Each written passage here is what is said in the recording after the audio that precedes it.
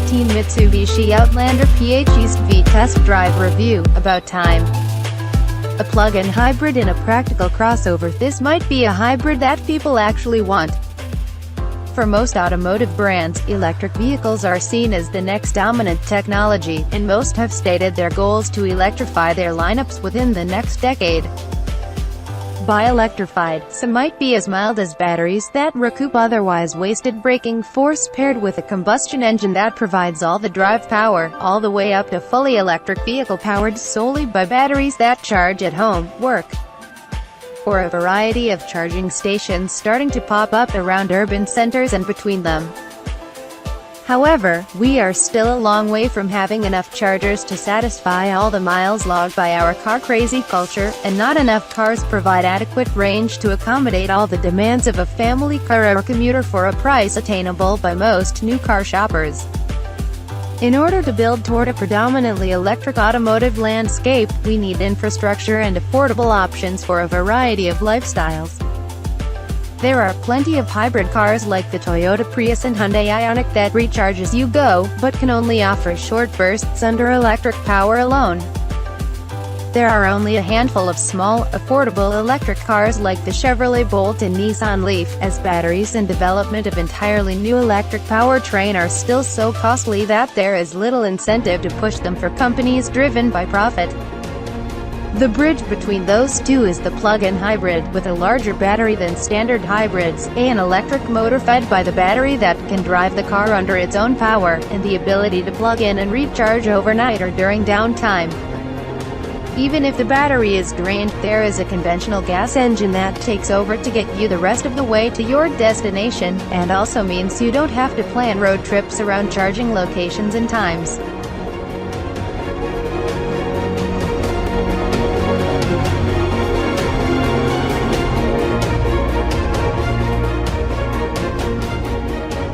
Shockingly, while various mainstream brands make a wide variety of plug-in hybrid cars, to date only luxury brands have offered plug-in hybrid SUVs and crossovers.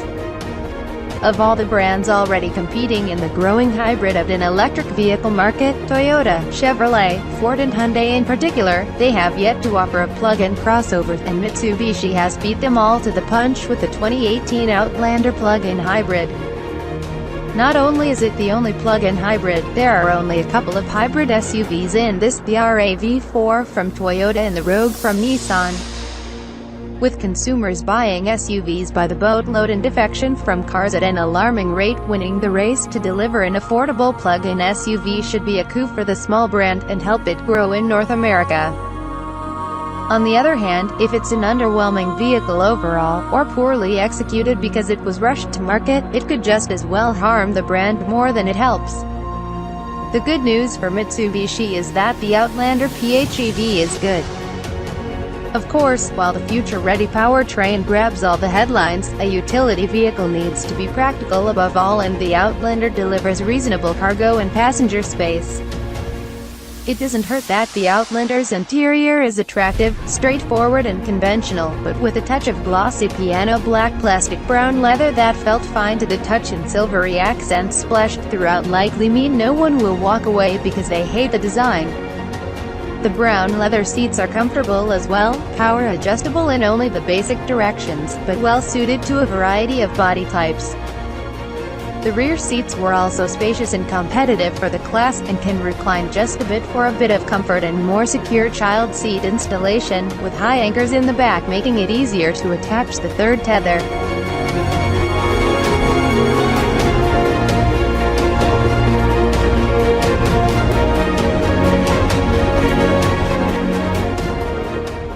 Although the seats split 60/40 and do fold flat, it's a two-step process that requires folding the bottom cushions down first, then dropping the seat backs.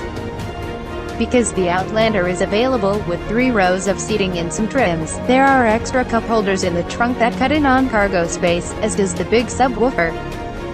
But cargo space is still very respectable for the class at 33 cubic feet in the back and a maximum of 61. The batteries are under the floor between the axles, so they don't eat into that cargo space.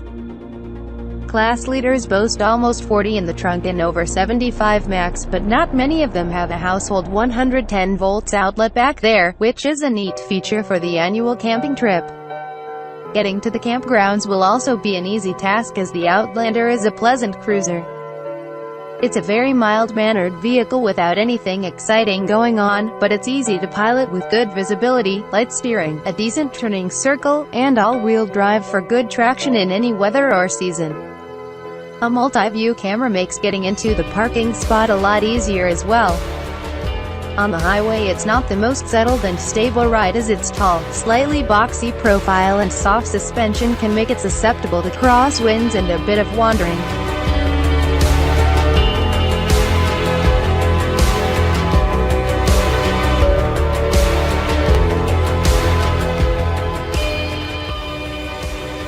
The ride is pretty much all comfort and not much in the way of sporty handling, so it's not a car for carving up country roads. Its ground clearance isn't all that great either, so it's not much of an off-roader but can still tackle mild trails to the cottage and eats up potholed roads in the city like a champ. And let's not kid ourselves, the city and suburbs are its natural environment despite being an SUV. Still, the electronically controlled SAWC all-wheel drive is informed by a variety of sensors, and even has a 4WD lock mode that simulates a locked center diff by controlling power distribution from the electric motor on each axle. We had a freak spring snowstorm that left our side street buried under half a foot of refrozen slush and snow, and the Outlander, helped along by appropriate winter tires, powered through it like a champ, hinting at the Evo origins of that SAWC programming. The main appeal of a plug-in hybrid is a certain amount of electric-only range that allows for limited emissions-free driving, but that range is only about 20 miles for the Outlander PHEV because of its modest 12 kWh lithium-ion battery. The Chevrolet Volt, the standard bearer for plug-in hybrids, offers an impressive 50-plus miles. Part of the reason the battery drains so quickly is that it is feeding two electric motors, a 60 kW electric motor making 101 pounds-feet of torque on the front axle powering the front wheels and another 60 kW, 144 pounds-ft electric motor powering the rear wheels. With that much torque feeding each axle individually, the Outlander is happy to scoot forward even in EV mode and has no trouble moving its 4,178 pounds. If left to its own devices, you have to specifically change it to EV mode for it to operate exclusively on electric power. The Outlander PHEV defaults to one of its two hybrid modes. In series hybrid mode, the gas engine acts purely as a generator, feeding power to the electric motors and charging the batteries. In parallel hybrid mode, the modest 117 horsepower, 137 pounds-feet 2.0-liter gas engine powers the front wheels through a trick clutch, and the twin electric motors are on standby when you punch the throttle or have to power uphill. To maximize efficiency, Eco Mode will conserve energy in any of the power modes, whether running on electric or combustion, and there are modes to preserve battery or charge battery. Fully charging the 12 kWh battery will take 8 to 10 hours in a normal 120 voltage household outlet, 3 to 4 hours using a 240 voltage stage 2 charger, and fast charging can take it up to 80% in about 25 minutes.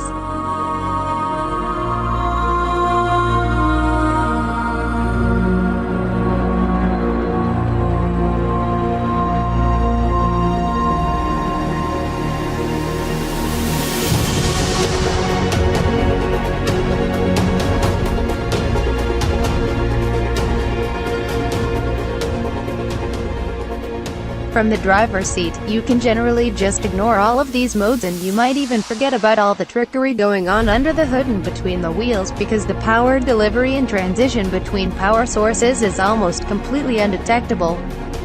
Except for the faint purr of the engine starting up, or louder groan under hard acceleration. Driven mildly and charged regularly, the Outlander PHEV should deliver the equivalent of 74 mpg, and the engine itself rate 25 mpg. Too late in the week I discovered that the trip computer was resetting after every trip, so I can't tell you my exact consumption, but I can tell you that my fuel bill at the end of the week was only about a third of what it usually is. What you might not enjoy is the weird shifter. Well, weird if haven't already been driving a Prius or a Leaf. It's a super light joystick that you move left and down for drive or up for reverse, and the park button is kind of hidden in front of it. I never liked that shifter on the Prius and I don't like it here, but owners will likely get used to it over time. I hated it. But hey, it's got paddle shifters, so there's that. To go along with a mellow driving experience, the cabin is an easy place to spend time. As mentioned, the seats are plenty comfortable, and the infotainment system is straightforward, with Apple CarPlay making the experience seamless between my iPhone and the car. Because our vehicle had the upgraded Rockford Fosgate audio system, the music was loud and clear, and adaptive cruise made getting stuck in traffic just a little more tolerable and a lot less stressful. While electric vehicles are mostly another tier above their competitors in price, the Outlander is simply at the upper end of the compact crossover price range, ringing in at $34,595 plus $995 destination fee for the base SEL PHEV, which is right around what a loaded CR-V or RAV4 costs.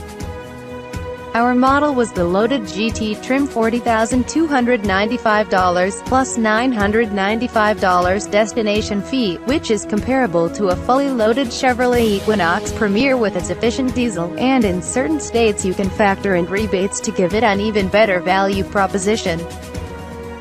Warranties are a boring subject, so we don't usually mention them, but Mitsubishi has a good one: 5-year, 60,000-mile limited warranty on the vehicle overall, plus 10 years or 100,000 miles on the powertrain, including the PHEV components and the lithium-ion drive battery. And they even throw in 5 years of roadside assistance benefits. The Outlander PHEV is not terribly exciting in any way, unless you are one to geek out on details of its twin electric motor setup, but I enjoyed my time in it because it's so easy to live with and did exactly what it is supposed to. The 2018 Mitsubishi Outlander PHEV is practical and convenient, capable and comfortable, and it's a massive leap in efficiency over anything in the compact crossover field. Mitsubishi won't have big advertising dollars to put it on every screen, so it's a hidden gem in this crowded, popular segment, but it's about time somebody delivered the emissions-free and fuel-saving benefits of a plug-in hybrid in a vehicle type that people want.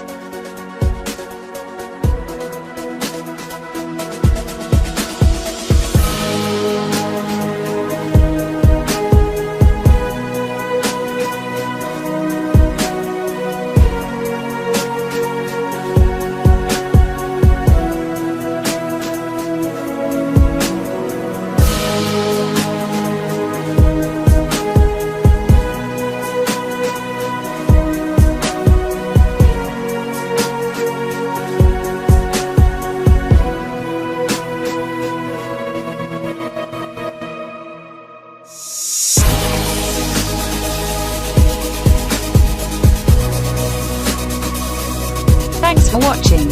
Please click subscribe for more story.